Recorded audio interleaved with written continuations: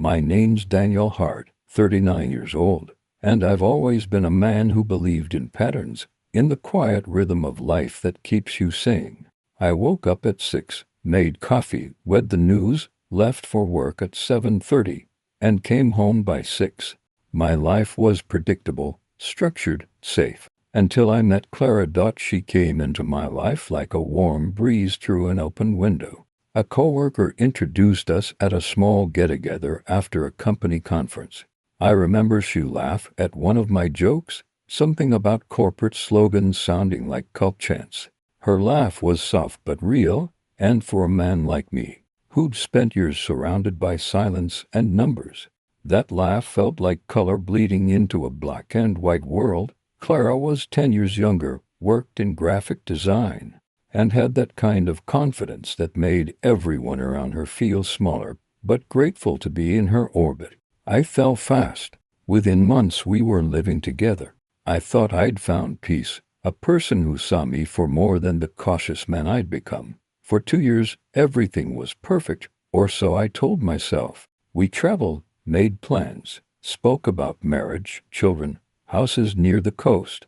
I believed every word she said, because she said them with eyes that never flinched, and I was too comfortable, too trusting to notice the signs. It started small. Late-night messages she said were just work, a sudden interest in going out with friends she'd never mentioned before.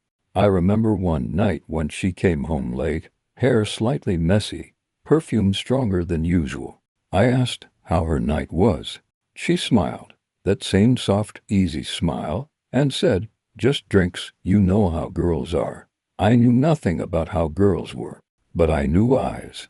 I could feel them. My gut tightened that night, and it didn't relax for weeks. So I did what any rational man would do. I ignored it. I told myself not to ruin what I had with paranoia. Love, I thought, deserved faith.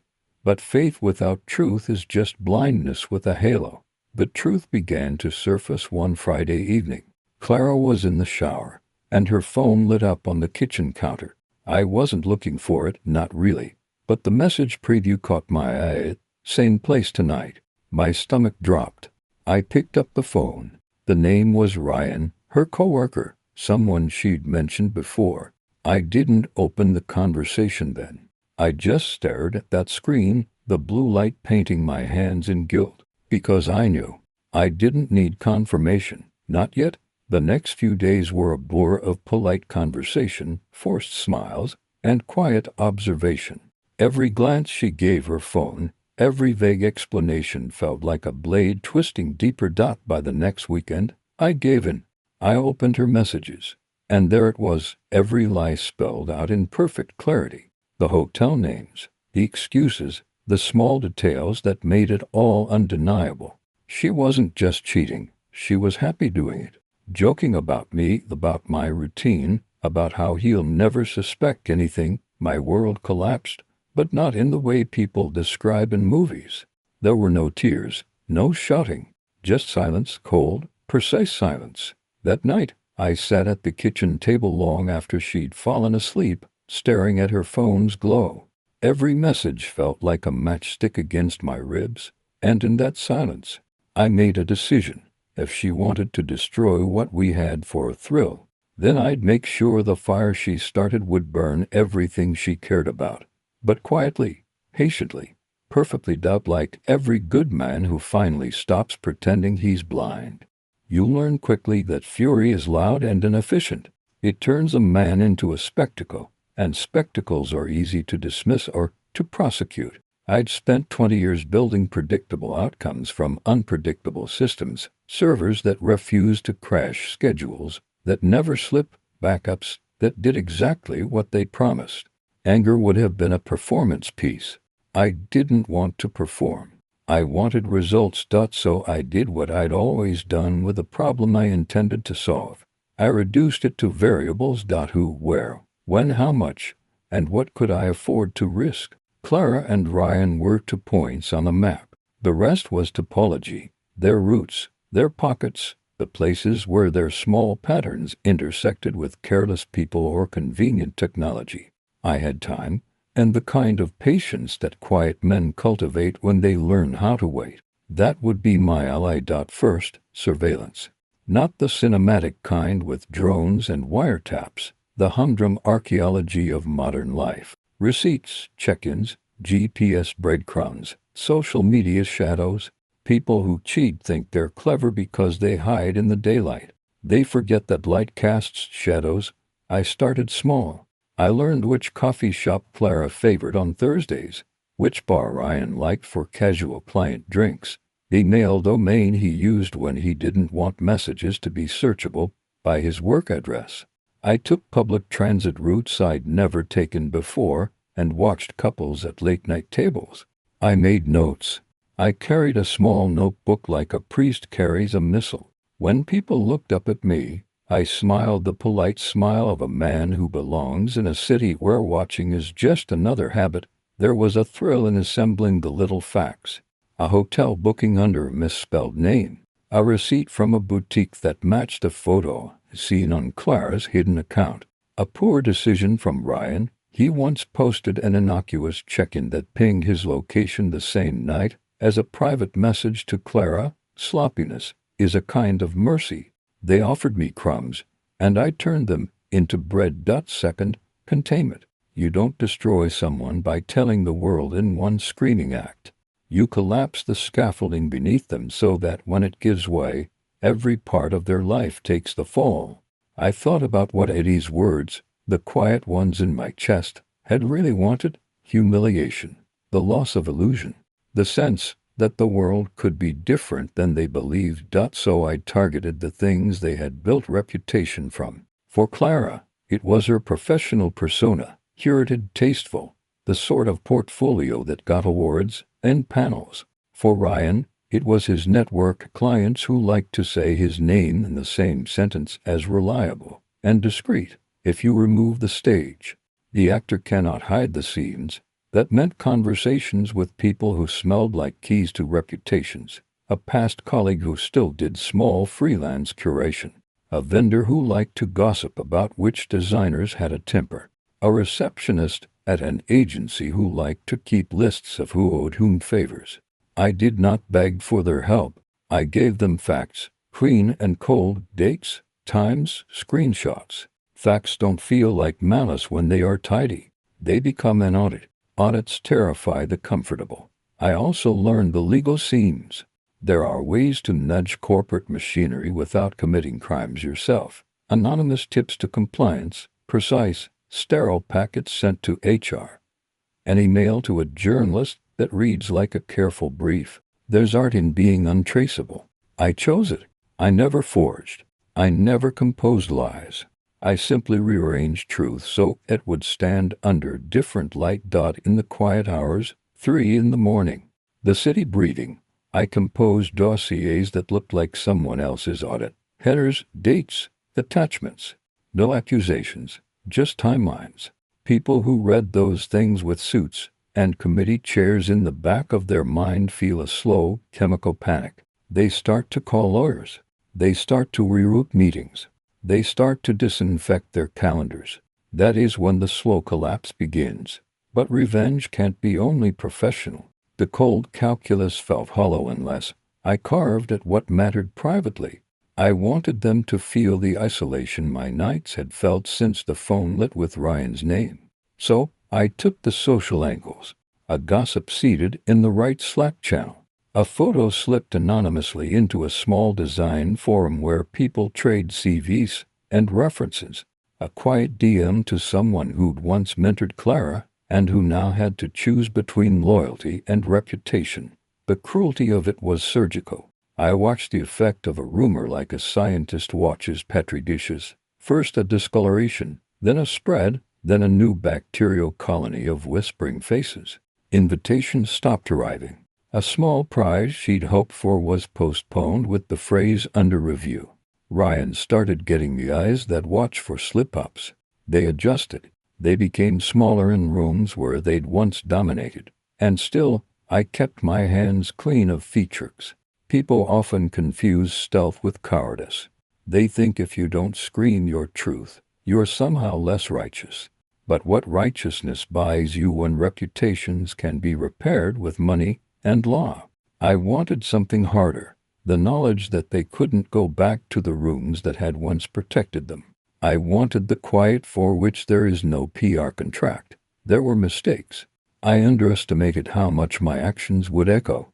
A small HR memo I hadn't expected went public in a place I hadn't touched. I read the email thread like a man finding a wand I'd left open. The leak did not come from my hand.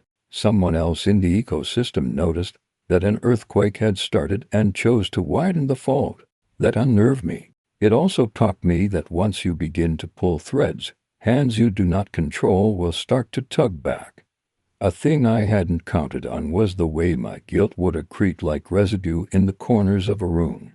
I would be at my kitchen table, the city sound distilled into a hum, and think of the early days, Clara in a sweater, the way we would talk into the small hours about nothing.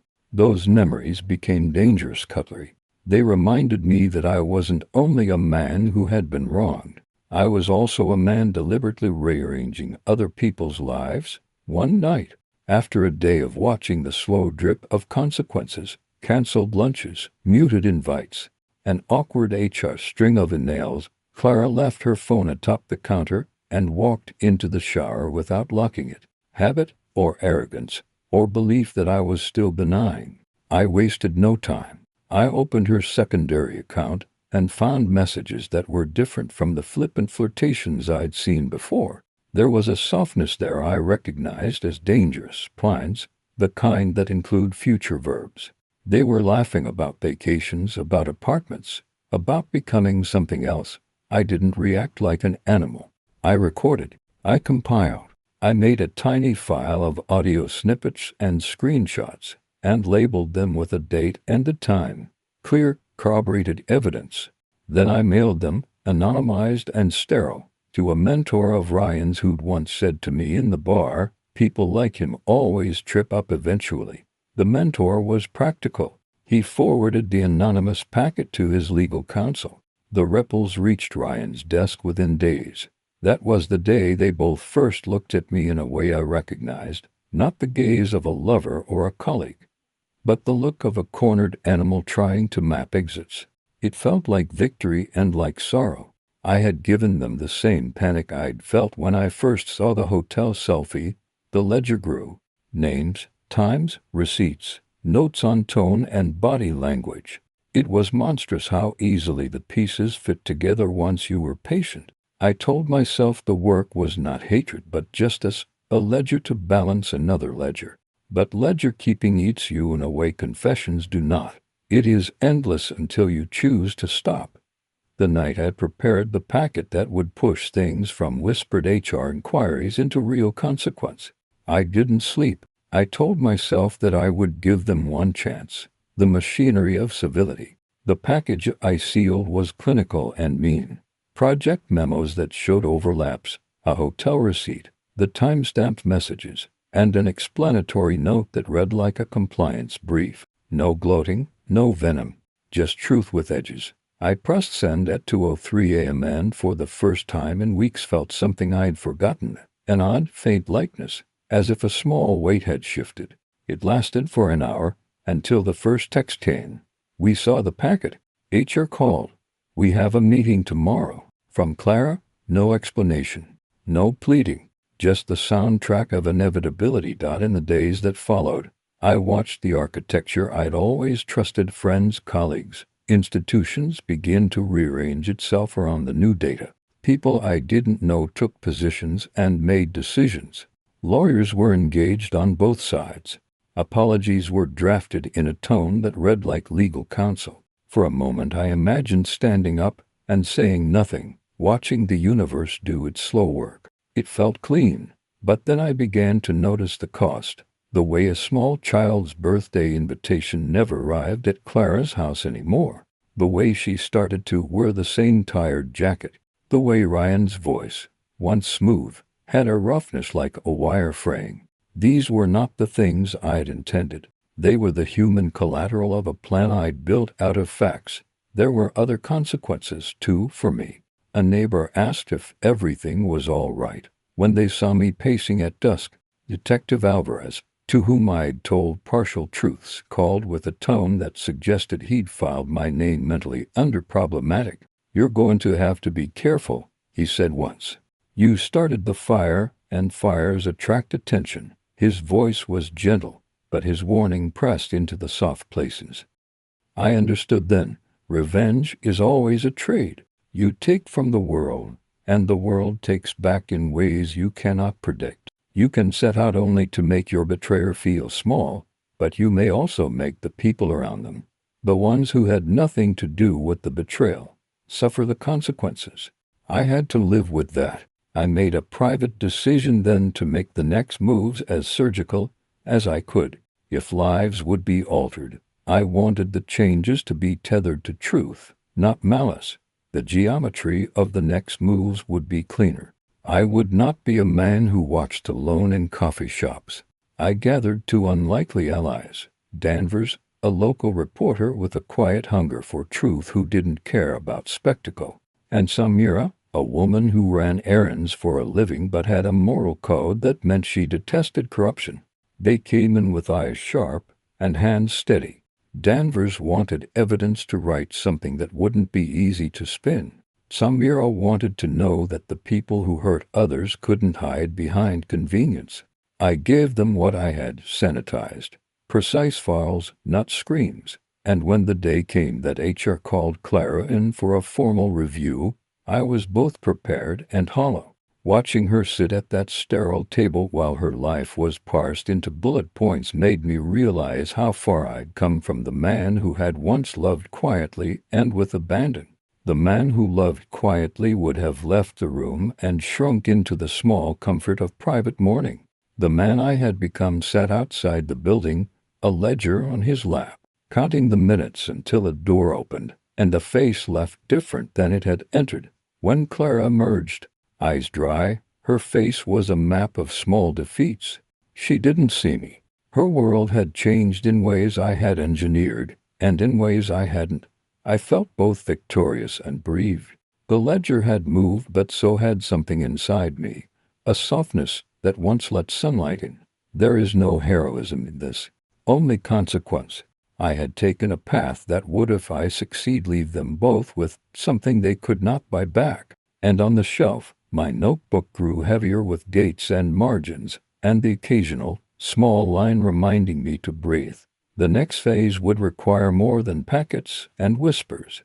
It would require confronting the men who manufacture plausible deniability and forcing the rooms that hide them to be uncomfortable.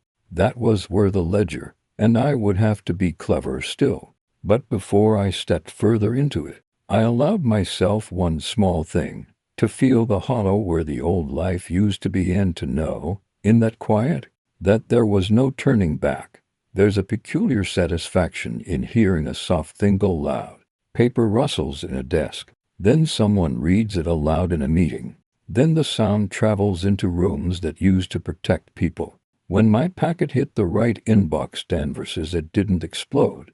It did something subtler. It gave permission. Once a reputable reporter frames the truth, the comfort will start to sweat. Danvers called me the morning after his piece ran. His voice held that steady and romantic curiosity journalists have, like someone who always wants to know what the next sentence will do. "You gave me clean stuff," he said. "No hysteria. Just dates and receipts. I ran it exactly the way you asked. Facts first, opinion nowhere. People react to facts. Give me the rest if you want the second act." I did. I handed over more: hotel invoices, time-stamped messages, a thin audio clip of Ryan's laugh at a late-night bar, the sort of thing you only get when you've watched someone be careless long enough. Danvers promised anonymity for sources, but public pressure for institutions. I believed him because he had no reason to lie except, of course, that people lie for reasons that have nothing to do with you. The first public effect was administrative and quiet. The agency put Clara on leave pending an internal review. Ryan's clients were called into polite meetings. Contracts that had always felt permanent were suddenly contingent. Watching that domino fall felt on paper righteous. In practice, it felt like watching someone's bones being disassembled and calling it medicine. Then the legal machinery hummed. Lawyers smell vulnerability like sharks smell blood. They move fast, inserting prudence into corporate mouths.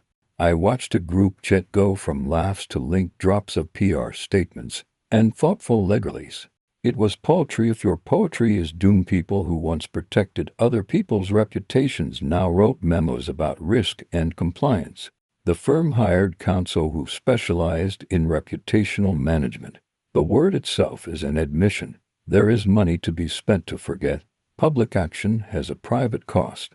When the firm froze Clara's access to projects and email, she called me from a payphone I'd never seen her use before. She sounded like someone unspooling. They said it's for our protection, she told me. Her voice didn't hide the hollow she felt. Dan, people in the office are awkward. She didn't ask me forgiveness. She hadn't the energy. She asked, instead, small practical things: how to download her portfolio, how to collect a few things from our apartment without making a scene. It was the language of people whose privileges had been pried open. I'd hoped people would step in for her friends, mentors who owed her favors. They did, briefly. The mentor I'd contacted forwarded my packet to counsel and then texted Clara a bland note, "I hope you can explain." The sting there wasn't the absence of loyalty as much as the presence of caution. People will always protect the reputations that feed them. The world keeps functioning because people choose to keep it so. And then the threats began. They didn't come as menacing phone calls. They came as architecture. A tire slashed in the morning. A note left under my windshield wiper with block letters, "Stop." A grainy photo slipped under my door of me taking coffee at the corner shop, hands visible, face turned away. The implicitness of proximity. Someone had watched me in my daily life was worse than a yell. It meant the watching continued. Detective Alvarez called on the third day after the article. He had the measured patience of someone who's seen too many small tragedies and knows exactly how they begin. "You need to stop escalating, Daniel," he said. "You handed someone ammunition, and they handed it right back." He didn't phrase it as a request. It was advice from a professional who understood escalations. Arithmetic. People who make a career out of secrecy don't like the light. They will respond, and sometimes their response is not legal. I don't think he believed I would stop. He knew men like me who start calculating a cost and then keep adding columns. There's a particular stubbornness in people who think a ledger can be balanced with precise entries. They don't see that once the deck is shuffled, other players move cards too. Danvers wanted more. His next piece was a long form that took the factual dossier and layered on human effects statements from small contractors who'd lost work, a curator who said she'd missed a grant because her funder fell into complications, and a few anonymous quotes from designers who'd felt slighted by Clara's abrupt silence. It read like a list of cause and effect, lie, consequence, silence. That form of journalism is slow but lethal because that doesn't simply indict an act, it invites a community to judge it. The community did judge. Invitations dried up. Panels that had once booked Clara for her insights on user empathy quietly reckoned their invites. People who had liked her Instagram photos tenfold began to click unfollow as if reputational hygiene had a literal button. It's here, in the quiet erosion of social capital, that revenge shows its true mechanics. Power is not only legal, it's social. You remove someone's place at the table, and you watch their world shrink in small increments until it becomes unlivable. It was precise. It was merciless. It was mine. But then escalation always invites escalation. The men who've been implicated, or more importantly, the men above them who supported the structures, had friends with resources. They hired private investigators, and they started to dig into the origin of the leak. They traced the packet's metadata to an IP address cluster. They ran logs. They started to map behavior. Not everyone is patient about reputational threats. Some people are violent and efficient. I began to see strange cars in the neighborhood. A van that circled the block twice on a Tuesday. An unfamiliar man who lingered by the deli and stared at me with the disinterested intensity of someone cataloging the city. My inbox filled with thinly veiled warnings. ADM reading leave, now. An envelope with a Polaroid of my mother leaving choir practice, her face in mid-laugh. The caption on the back, "We see the mothers." That last one pierced me like a cold knife. It was no longer only about Clara and Ryan. My ledger, which had been neatly devoted to balancing their deception, had become a proxy in a larger fight. Someone had taken my bookkeeping and turned it into something else, leverage against me. I thought about stopping then. I thought of handing everything to Alvarez, of walking away, of moving south and buying new routines. But stopping is not peace for the kind of person who's already read the receipts. Quitting in the middle of the algebra felt like surrender to a world that rewards cunning.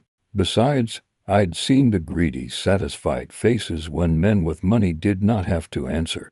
I didn't trust them to change on their own. So instead I widened the circle. If they were going to bring resources to bear, I would bring allies.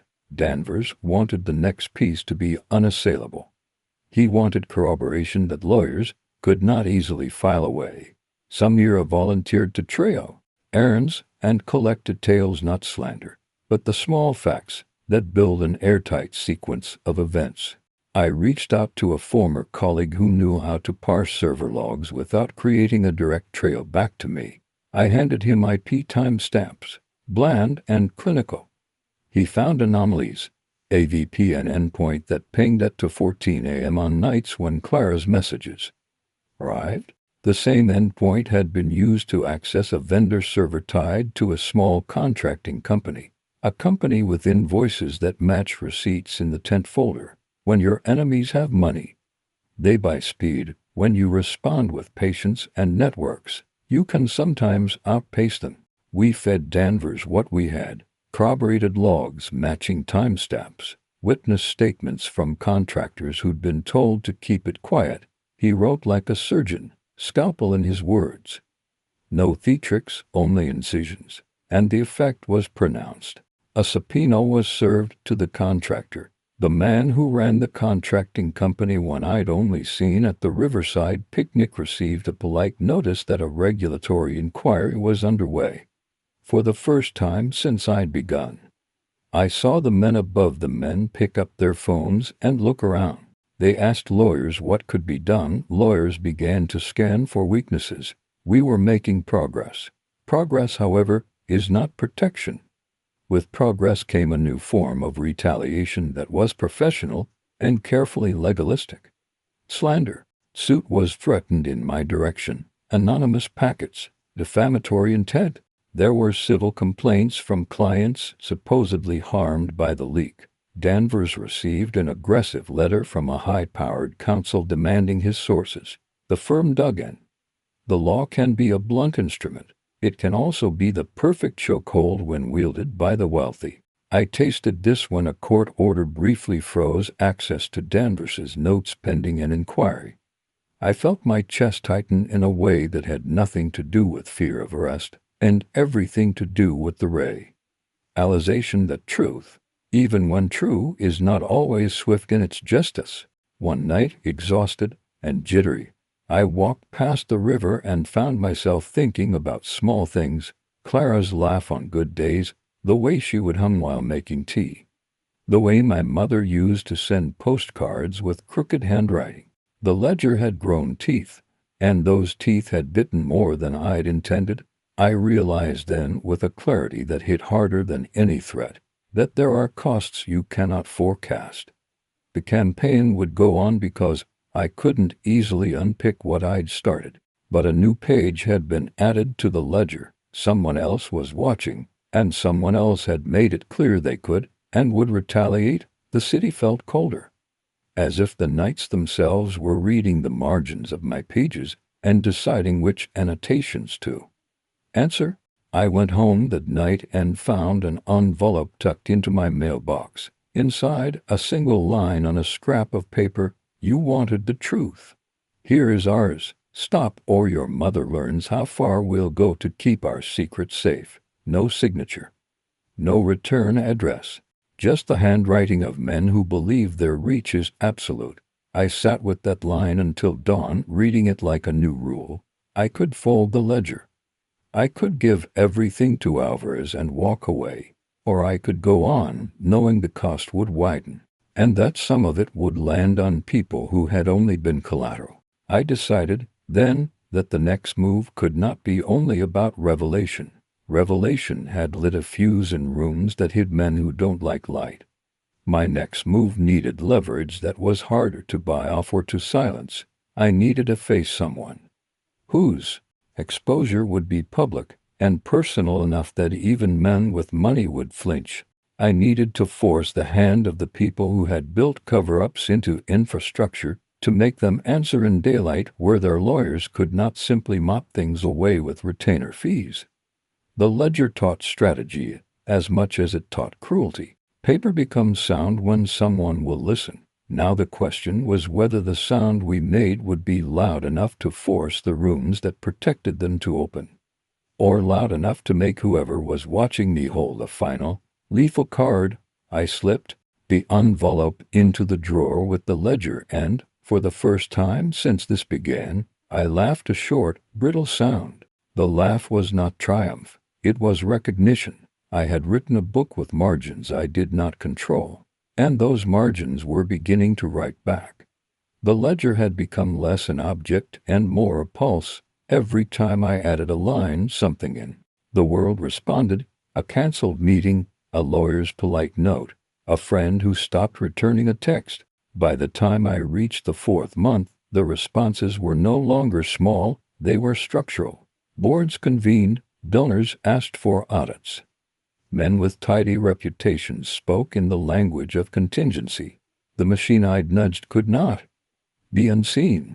That should have felt like victory. Instead, it felt like standing in a snowstorm and realizing the tracks you've made go both ways. We had a rhythm now. Danvers published. Samira chased receipts and witnesses, and Alvarez moved where the law allowed.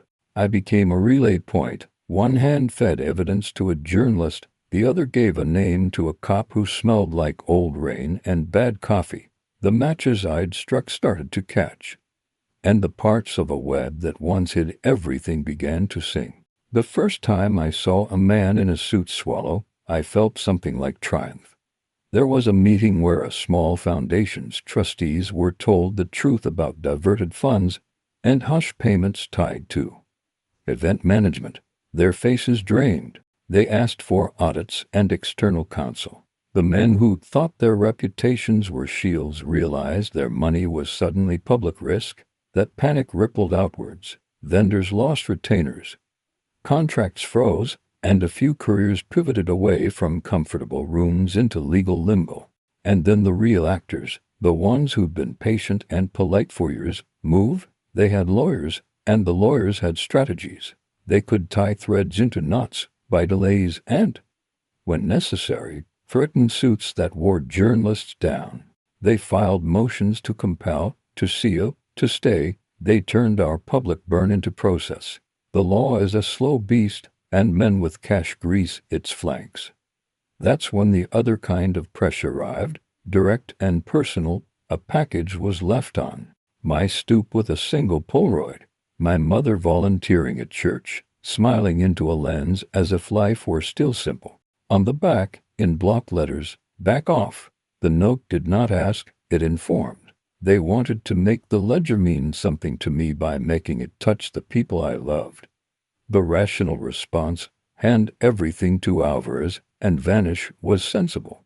The less rational part of me had spent months cataloging their faces and names. Rational felt like capitulation. I made another worse choice. I hardened.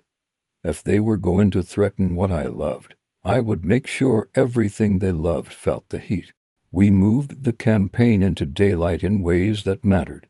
Danvers coordinated a piece timed with a regulatory filing, and the press began asking questions trustees could not brush off. The foundation's donors demanded transparency. Television wanted a spokesperson.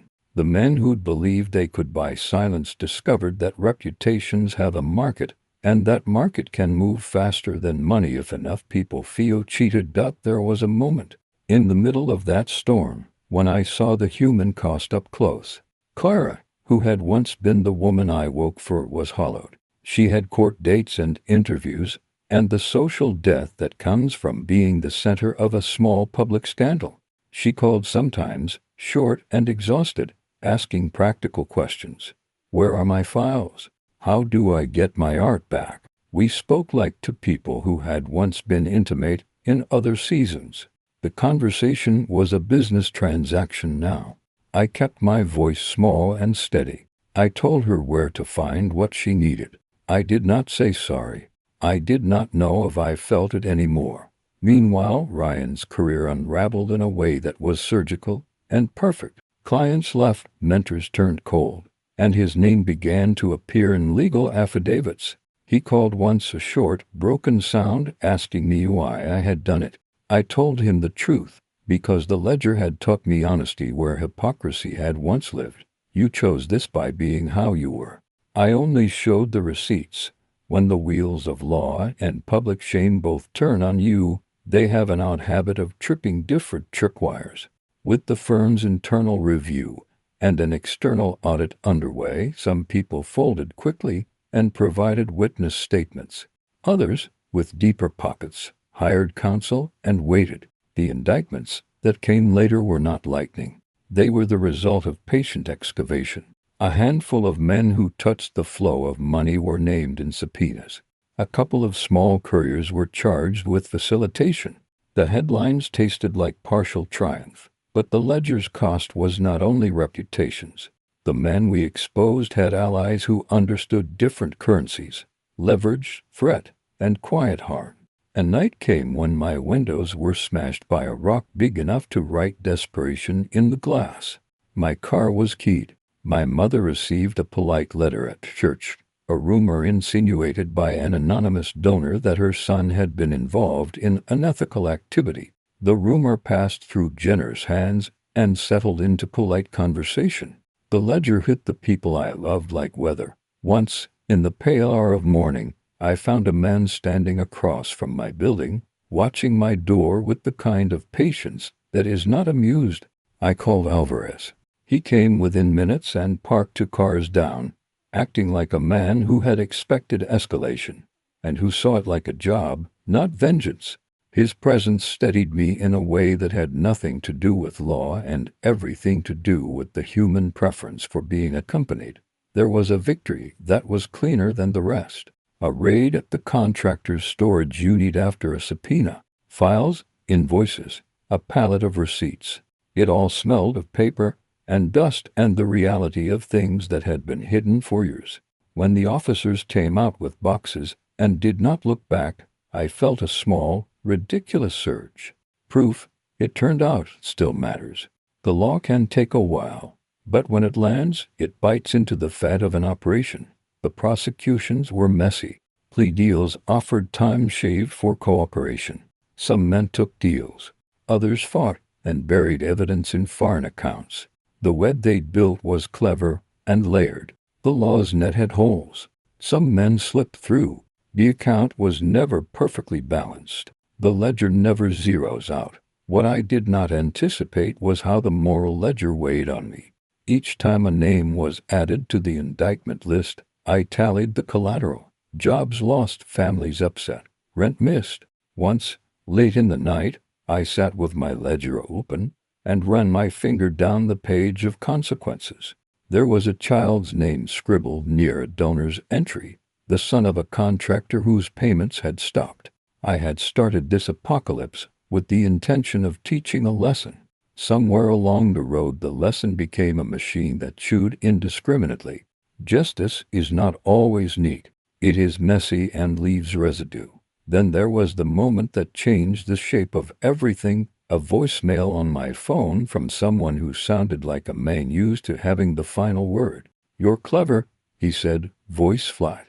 But clever men learn to stop when the price is their family. He knew where my mother volunteered. He told me smaller, precise things, the kind of details an enemy uses to keep you awake. The message announced itself as a promise we were expected to read. In the weeks that followed, the threats escalated in quality and in taste. Not open violence, not yet, but the kind of insinuation that attacks your peace. Men outside places I visited. A van parked for an hour outside my mother's church on Sunday. A single envelope left in my mailbox. A Polaroid of my mother in the grocery line and a note. Last warning. The ledger had made a trade. Some men would be exposed. Others would keep their money but take their satisfaction in the way people you love feel small and frightened. I had to make a decision. The rational one would have been to hand everything to Alvarez and go somewhere quieter. But the ledger had taught me about leverage.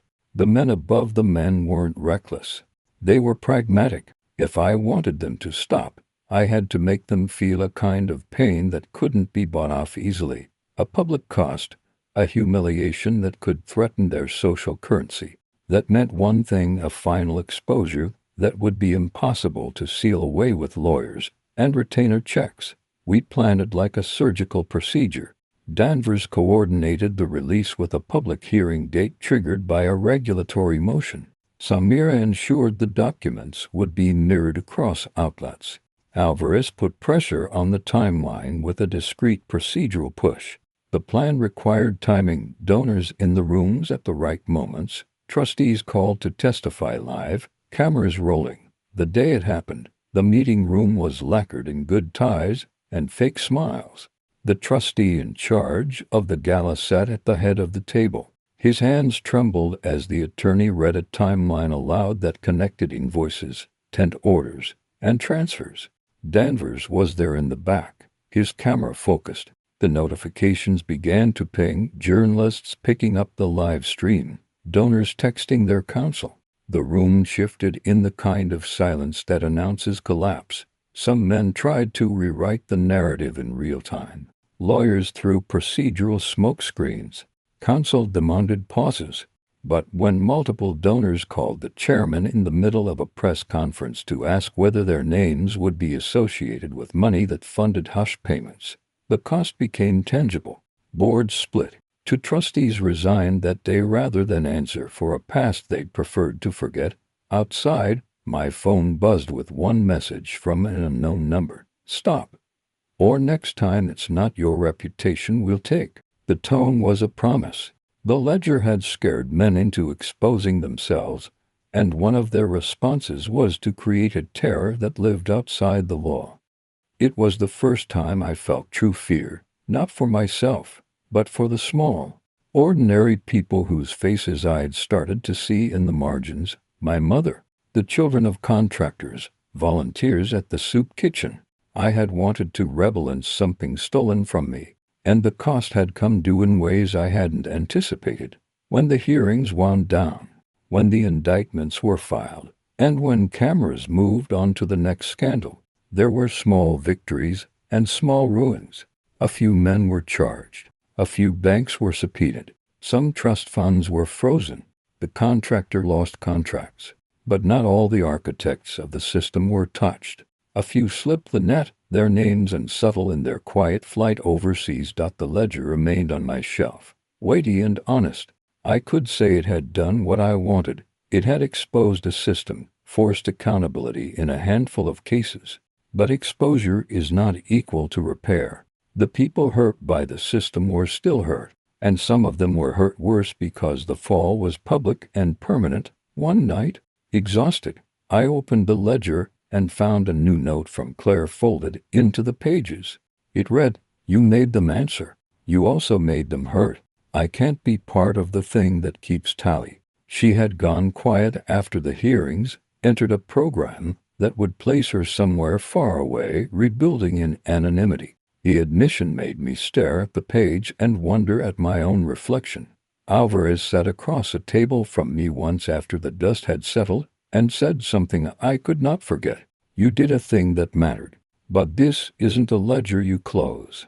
It's a life you pay to live. Be ready for the debts you can't predict." His words were prophecy. The law had its motion. Men were judged and punished where that was possible. But other things had been set into motion. Grudges that would wait, favors that would be called small, precise threats that functioned like pressure. The ledger had made a mark on the world, but it had also exposed me to a world that does not forgive curiosity. I keep the ledger now not as a weapon but as an artifact, a record of what was taken and how I tried to climb back. Sometimes I run my finger along the margins and see the faces that live there, names of men convicted, names of children who lost support, names of trustees who resigned in slow humiliation. The pages have a smell of old paper and regret. There are nights I walk past the river and think about how thin the line is between justice and ruin. The men I exposed were not saints. They used small cruelties as currency. But the coalition of consequences I unleashed did not always distinguish between perpetrator and participant. That truth sits on my chest like a weight. If the ledger taught me anything, it is this: exposing rot is necessary but never clean. You will be changed by the angle you choose to take. The people you love become part of the math. The men who hide learn to hide smarter. And somewhere, in the quiet, there will always be someone willing to answer your ledger with one of their own. I am still awake at nights. The city is patient, and so are the men at shelters. The ledger sits on the shelf, heavy and honest. I sleep with a light on now, and I call my mother every Sunday at noon. When she picks up, I listen to her voice like a prayer. The ledger is not done with me. It never will be, not really. But for now the pages hold a kind of fact. They hold a proof, and proofs are, in some small, terrible way, what I asked for. When you start a ledger, you think you'll be summing numbers. You do not imagine the way names, small and fragile, will accumulate like debts you yourself and others. You think you can tally until the page is clean. You cannot. You can only close a page and hope the next one is lighter. The climax arrived like most things in this city, messy, imperfect, and with collateral you hadn't priced in. By the time subpoenas moved and the contractors' boxes were carted out of the warehouse, I had stopped expecting catharsis and started expecting consequences. I'd learned how slow and partial justice is. I'd learned to prefer action over hope. The morning the first indictments were unsealed, I sat at my kitchen table with 2 mugs of coffee cold beside me. The radio read names I'd written in the margins for months. Legal language sounded thin and final, and, in its own way, petty. Men were charged. Some would negotiate pleas. Others would fight like cornered magpies. For a moment, watching the words roll across the feed, something in me that had been numb since the hotel selfie relaxed. Not relief felt too soft, but an awful small satisfaction that the world had acknowledged the ledger existed. That day also taught me how stubborn systems are.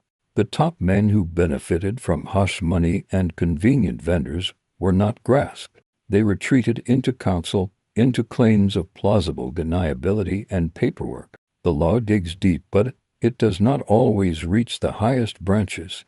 The ledger had cut through roots nearer the surface. The tree still lived. It's an ugly fact. Exposure is not always eradication. In the weeks after, the city felt like a room that had been stripped and scrubbed. There was noise in the papers. There were interviews. There were, more unpleasantly, opportunists, men and firms that presented themselves as experts in remediation and charged handsomely to wash reputations. That motivated a new kind of bitterness I hadn't expected. The same men who hid behind plaques hire the same men who scrub plaque dust. It's efficient, and the system learns. Claire left quietly a month after she testified. She took one small bag, her sketchbooks, and the portfolio I'd helped her retrieve. She did not look back. She sent me one message before the program closed: her new identity. You wanted the ledger to speak. It did. I am choosing not to listen to the noise any longer. I read it over and over, and did not know whether to be ashamed or grateful. She removed herself from the equation the only way some people can, by leaving the room entirely. Danvers' outlet celebrated. He got his byline on pieces that shaped the public conversation about money and charities, and he also got legal letters and threats that bled into late nights. Samira stopped doing errands for a while. She told me she'd had enough of being stirred into other people's fights.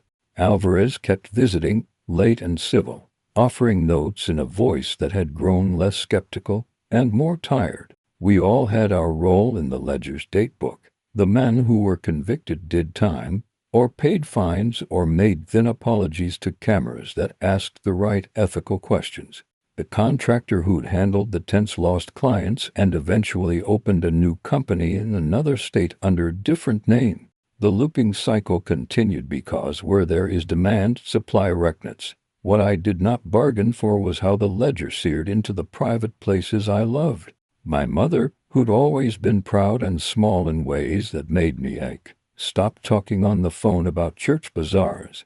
She started answering my calls with a little cough before she said hello, as if preparing for weather. A neighbor who'd once waved when I took out the trash avoided me in the stairwell. Small, quiet humiliations ripple outward and into things you cannot buy back. No legal settlement will return the simple ease of someone raising their face to you without calculation.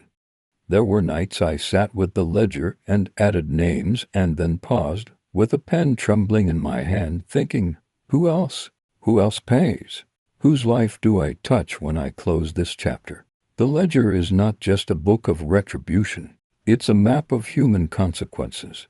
Once you own that knowledge, you cannot unknow what will happen when you pull a thread. At one point, in the middle of a winter thaw, I found an envelope on my door with a business card inside, the name of a small nonprofit and a note. We were harmed. Thank you. No signature. Nothing more. It was the only thing I'd wanted to salvage from the wreck, that someone somewhere had their funds returned or protected because of the noise we made. That quiet acknowledgement mattered in a way legal victories do not. It was human, not procedural. Still, the threats did not entirely stop. A car idled a little too long outside the grocery store where my mother shopped. Someone keyed my license plate and left no message.